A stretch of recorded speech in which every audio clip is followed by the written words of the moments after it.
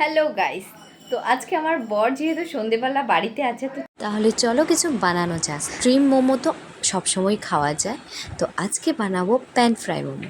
তো চলো কিভাবে বানাই তোমাদেরকে দেখাই। তো নিয়ে নিয়েছি ময়দা, ওখানে একটু সামান্য চিনি আর নুন, আর দিয়ে দিয়েছি রিফাইন্ড অয়েল।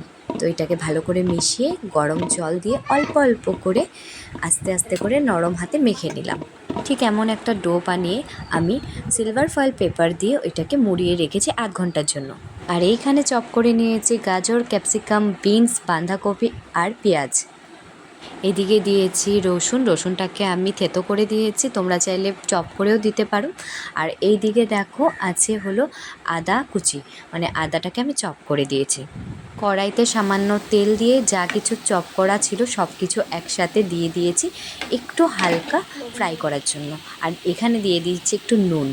পর অ্যাড করে দিব ব্ল্যাক পেপার, দিয়ে দেব সয়া সস আর চিলি সস। আর আজকে বানাচ্ছি সয়াবিনের মোমো। তোমাদেরকে বলতে একদমই আমি ভুলে গেছিলাম। তো সেদ্ধ করা সয়াবিনটাকে মিক্সিতে গ্রাইন্ড করে আমি এখানে একসাথে দিয়ে দিলাম।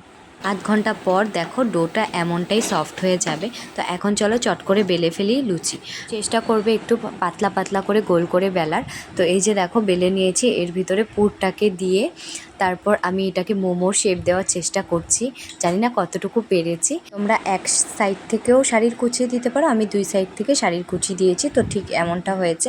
আর দেখো অনেকগুলোই শেপ দিয়ে আমি মোমোগুলো বানিয়ে নিয়েছি। এবার আমি সসপ্যানে জল দিয়ে দিয়েছি, এটাতে দুটো টমেটো আর দুটো শুকনো লঙ্কা দিয়ে দিয়েছি।